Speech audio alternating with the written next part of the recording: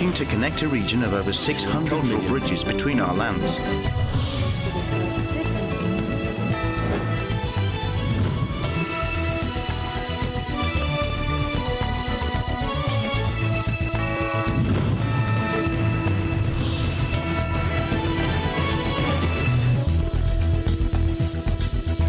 Good evening, I'm Alma Angeles and you're watching ASEAN in Focus on tonight's headlines. In a tragic accident, 2 construction workers lost their lives when a cargo ship collided with the Francis Scott Key Bridge in Baltimore. The bridge collapsed and their truck was submerged in the harbor. Search efforts are underway for the other crew members. Dozens of Rohingya refugees who were rescued from a capsized boat in Indonesia are now facing another challenge. Local protests have forced them from their temporary shelter. The United Nations is calling for calm and urging authorities to find a safe haven for these vulnerable people. Australia and Tuvalu have confirmed they're moving forward with a groundbreaking treaty. This pact offers climate refuge to Tuvalu citizens, whose island nation faces rising sea levels due to climate change. And finally, some fascinating space news. Scientists have discovered powerful magnetic fields swirling around the black hole at the center of our galaxy. This finding could help us understand more about how black holes work.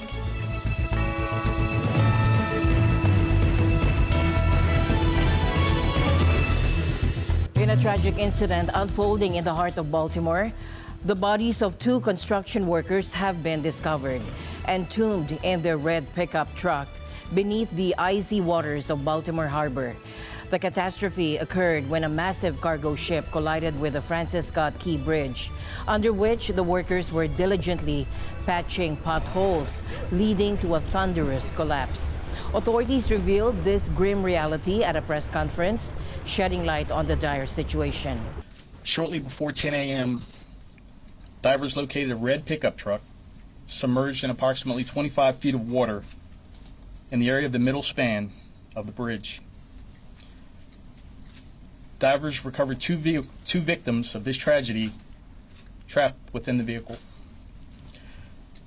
The victims were identified as Alejandro Hernandez Fuentes, 35 years old, of Baltimore, and Dorlian Ranial Castillo Cabrera, 26 years old, of Dundalk. Maryland police confirmed that sonar readings suggest additional vehicles may be ensnared within the concrete and twisted steel remnants of the collapsed bridge. At this point, based upon the conditions, we're now moving from a recovery mode to a salvage operation. Because of the superstructure surrounding the vehicle, what we believe are the vehicles, and the amount of concrete and debris, divers are no longer able to safely navigate or operate around that. We have exhausted all search efforts in the areas around this wreckage, and based on sonar scans, we firmly believe that the vehicles are encased in the superstructure and concrete that we tragically saw come down. Among the 8-man crew, 6 are feared dead, with 4 bodies still missing. The victims, Alejandro Hernandez Fuentes and Dorlian Ronial Castillo Cabrera, hail from diverse backgrounds but were united in tragedy. Their lives were claimed amidst the chaos, submerged beneath 25 feet of water. The cause of the accident remains under investigation. A 1,000-foot container ship named Dali was leaving the Baltimore port when it suffered a power failure around 1:30 a.m. on Tuesday. The powerless vessel drifted uncontrollably and collided with the critical support column of the bridge, leading to its near instantaneous collapse. The collapse caused significant damage to the busy port, one of the most important trading hubs in the U.S. The vessel is stable, but it still has over 1.5 million gallons of fuel oil and lube oil on board. And it does have 4,700 cargo containers on board. 56 of those contain hazardous materials, and 2 are missing overboard. The ones that are in the water do not contain hazardous materials. There is no threat to the public from the hazardous materials on board. The economic impact is expected to be substantial, with the Port of Baltimore directly employing over 15,000 people and supporting nearly 140,000 more jobs. While the investigation and the response continue, President Biden has made clear that this whole administration will be providing support in every respect for the recovery and the rebuilding process. From a Department of Transportation perspective, that really comes down to 4 major focus areas. Reopen the port, deal with the supply chain implications until the port does reopen, rebuild the bridge, and deal with the surface transportation implications until the bridge is rebuilt. The Baltimore community mourns the loss of the construction workers and braces for the arduous task of rebuilding a vital transportation artery. Too soon to be certain. What I'll say in the case of the bridge is that the original bridge took 5 years to construct. That does not necessarily mean it will take 5 years to replace, but that tells you what went into that original structure going up. Again, we need to get a sense of the conditions of the parts that look okay to the naked eye, but we just don't know yet, especially in terms of their foundational infrastructure. The United Nations Refugee Agency, or UNHCR, reports that dozens of Rohingya refugees rescued last week after their boat capsized have been relocated due to local protests in Indonesia's Aceh province. The Rohingya, a Muslim ethnic minority, face persecution in Myanmar, forcing many to risk dangerous sea journeys to reach neighboring countries like Indonesia. However, their arrival has sparked tension in some Indonesian communities.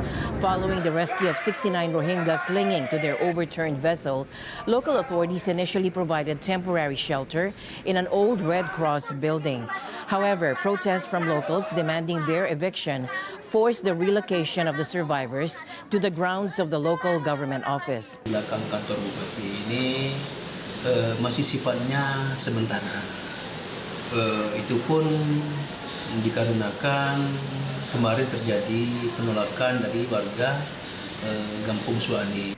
Indonesia's foreign ministry emphasizes its humanitarian efforts in providing temporary shelter. However, they also urge the UN and signatory nations of the Refugee Convention to take responsibility for offering these refugees permanent solutions.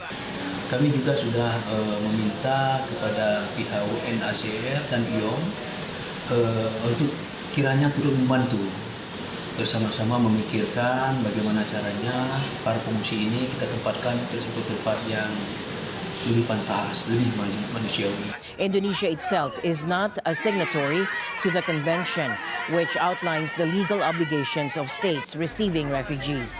This incident highlights the ongoing challenges faced by the Rohingya and the countries assisting them. With a significant influx of refugees arriving since November, tensions in Aceh highlight the need for a long-term solution for the displaced Rohingya population. Kita berharap memang kemudian ada solusi terbaik nanti yang mungkin bisa diberikan yang sama-sama kemudian masyarakat lokal tidak dirugikan juga di saat yang bersamaan pengungsi ini juga bisa ditangani dengan baik. Scorching temperatures and saltwater intrusion are wreaking havoc on Vietnam's Bến Tre province. The prolonged heat wave is drying up freshwater sources, while rising salinity levels are contaminating existing supplies. This 1-2 punch is crippling agriculture and threatening the economic well-being of local farmers. Take a look.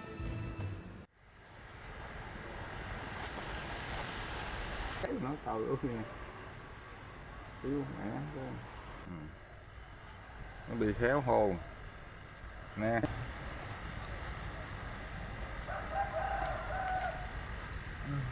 Tức là Nó bị khô á chú, khô cái mình không có cung cấp nước nó đủ á, rồi nó chết lần rồi nó đang mang tái này nó chịu không nổi, mang tái là phải nước đầy đủ mới được.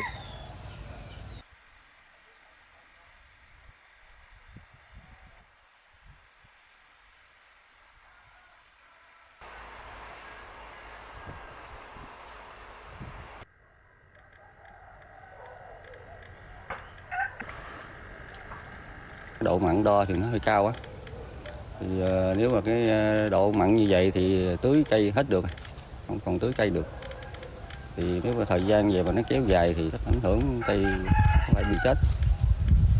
Còn nếu mà nghe nói tình hình nó nước mặn sụt nhưng mà không biết có sụt hay không.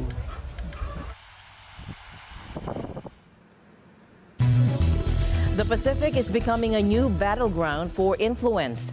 On one side, the West, led by the U.S. and Australia, is vying for closer ties with Pacific Island nations. On the other, China is making its own moves. But why is this region so important? Small islands, big stakes. One key player in this geopolitical chess game is Tuvalu, a tiny island nation with a population of just 11,000. Australia recently signed a security pact with Tuvalu, offering protection against natural disasters, health emergencies, and even military threats. But this pact goes beyond traditional security concerns. It also includes a unique feature to address a growing problem: climate migration. With rising sea levels threatening the very existence of Tuvalu, Australia will allow up to 280 Tuvaluans to migrate each year. Now, what's the catch? Australia gains a degree of control over Tuvalu's security through this pact. Any future security agreements Tuvalu makes need Australian approval. And this is a significant win for the West, especially considering that Tuvalu is one of the few Pacific nations that officially recognizes Taiwan. Teologi Australian. Nai konga wala te whengainga o te Whalepili Union Agreement dene, ko konga wala dai whajiongina a te tūsaloto Tuvalu. Me tasi o provision dai lo te treaty dene e whaiba mga whaia a Tuvalu. Ko manako ke whaine ia ni si whengainga e taugilunga dena security mo ni si whenua. Ai e manako o consult mo o whaipati mo Australia ko te mea ke talia mai ni Australia tūlanga. China has been pressuring Pacific nations to switch recognition to Beijing. So the question becomes, is this a genuine partnership or a way for Australia to exert influence? A close call for the West. Tuvalu's recent election could have derailed the pact altogether. A pro-China candidate named Steve Paineau advocated for closer ties with China in exchange for more aid. Now, this raised concerns that a China-friendly government could have scrapped the deal. Thankfully, Mr. Feleti Teo, who supports Taiwan and closer ties with the West, won the election. Despite its small size, Tuvalu is taking a principled stand. Prime Minister Teo reaffirmed Tuvalu's commitment to Taiwan, stating their loyalty and the importance of democratic principles. Tuvalu lo nei de whenua tokotasi. Siki ailo sena taimi ke te regi saina mau ki Taiwan. Mai te kamatanga lo te whaitaunga soanga o Taiwan mo Tuvalu de whe ai vaselau fituiva. E si kailo se mafuringa ki te whakataunga so tēnā. Lai te kilonga te malo fau tēnei. E uke atua development priorities a Tuvalu. I lo te whakamau fua a taimi a te malo fau tēnei. O te whaine ilo ilonga mene By signing the pact with Australia, Tuvalu demonstrates its willingness to stand up to China.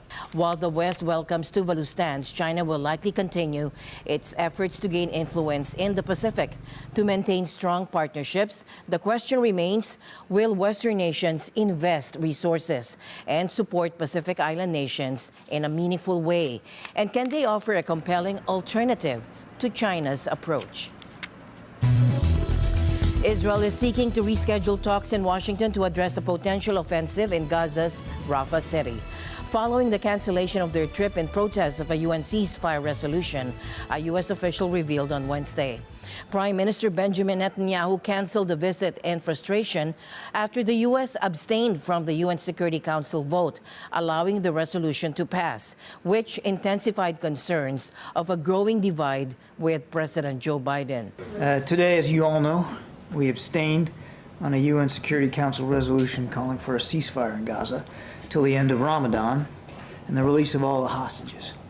Our vote does not, I repeat, does not represent a shift in our policy.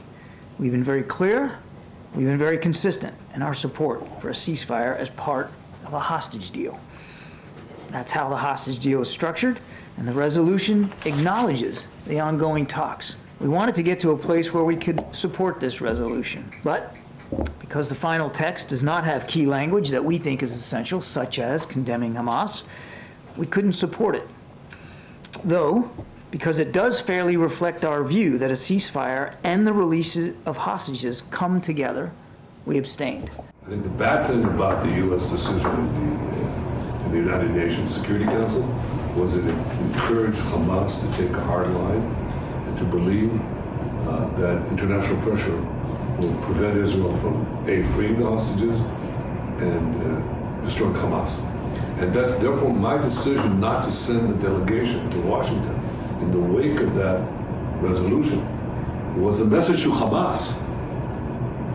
It was a message, first and foremost, to Hamas. Don't bet on this pressure, it's not going to work. And I hope they got the message.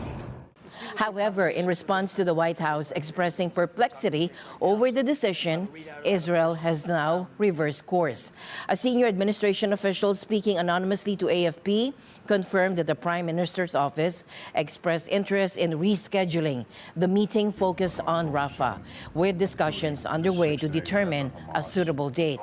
This change in direction follows constructive discussions held by Israeli Defense Minister Yoav Gallant with senior U.S. officials in Washington over the past 2 days, during which Rafah was among the key topics addressed, alongside Secretary of State Antony Blinken, Defense Secretary Lloyd Austin, CIA Chief Bill Burns, and National Security Advisor Jake Sullivan. During the 90-minute discussion, which occurred against the backdrop of deteriorating ties between the two allies, Secretary Austin emphasized the need to address the high civilian casualties in Gaza. He also reiterated the shared goal of enhancing security in the region, while also underlining the moral imperative of safeguarding Palestinian civilians from harm. Your security bond is, our security bond is unshakable. The United States is Israel's closest friend, and that won't change. So we're working with Israel to ensure that an outrage like October 7 can never happen again. And the United States will not rest until all the hostages are home. Our goal is to make Israel and the region safer and more secure. Gaza is suffering a humanitarian catastrophe, and the situation is getting even worse. And we need immediate increases in assistance to avert famine, and our work to open a temporary humanitarian corridor by sea will help, but the key is still expanding aid deliveries by land. Today we will discuss developments in Gaza and the means to achieve our goals, the destruction of Hamas organization and bringing back the Israeli hostages back home. In a poignant turn of events for the British royal family, Princess Catherine's courageous admission of her battle with cancer has sparked a wave of support on social media. This revelation comes amidst King Charles III's ongoing cancer treatment, adding to the challenges faced by the monarchy. While the royal family grapples with these health issues, another disturbing trend has emerged: a surge of online conspiracy theories. Experts say this highlights a growing problem: declining trust in traditional media, coupled with the ease of spreading misinformation online. Aribel Celestino reports from London. A wave of support has flooded social media for Britain's Princess Catherine after she bravely revealed her battle with cancer. This news just comes weeks after King Charles III also announced he was undergoing cancer treatment. The candid disclosure marks a difficult time for the royal family. In a moving video message, the princess spoke openly about her preventative chemotherapy, aiming to dispel weeks of speculation about her health. My medical team therefore advised that I should undergo a course of preventative chemotherapy, and I'm now in the early stages of that treatment. This, of course, came as a huge shock, and William and I have been doing everything we can to process and manage this privately for the sake of our young family. Royal commentator Richard Fitzwilliams says the situation creates immense challenges. Both the King and Princess Catherine are facing significant health battles, making it difficult to plan future engagements. So, I mean, what you basically got is an individual who's struggling not only to recover from major surgery, but also fighting cancer at the same time as King Charles is undergoing treatment for cancer. So this is an extraordinarily difficult time for the royal family. It's almost impossible to plan anything which involves them foreseeably, that so many people will have been so moved by the way that she conducted herself during that 2-minute plus broadcast. But there's no doubt at all that it's a very, very difficult time for the institution of monarchy, because how you plan, which is what it's all about with being seen to be believed, as the Queen Elizabeth once said, how you plan for the future, it's very difficult. The public's reaction is one of shock and sympathy, as evidenced by this American tourist visiting Buckingham Palace.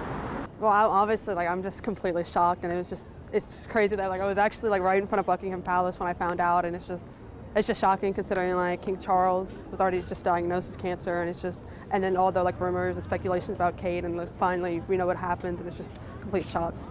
I mean, Yeah, well, I actually got the notification of her diagnosis as I was just standing outside of the palace. It's quite a shock. Yeah. Well, I think it would have a great impact following the deaths in the family quite recently as well. So yeah, I just hope they're all okay. Yeah. While the royal family grapples with these health issues, another disturbing trend has emerged: a surge of online conspiracy theories. Experts say this highlights a growing problem: declining trust in traditional media, coupled with the ease of spreading misinformation online.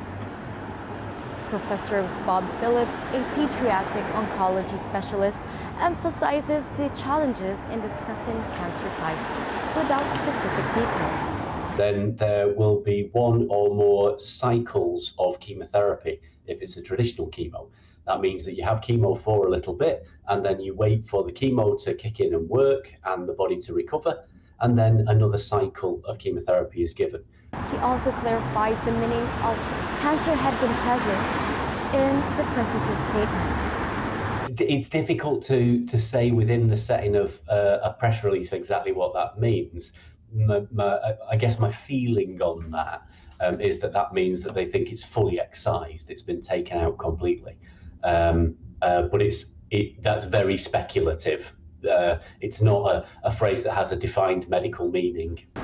Professor Bob Phillips underscores the importance of individual health, not just age, when considering how someone might manage cancer treatment. It is sort of true that age plays into it. It's more actually about how healthy the person is.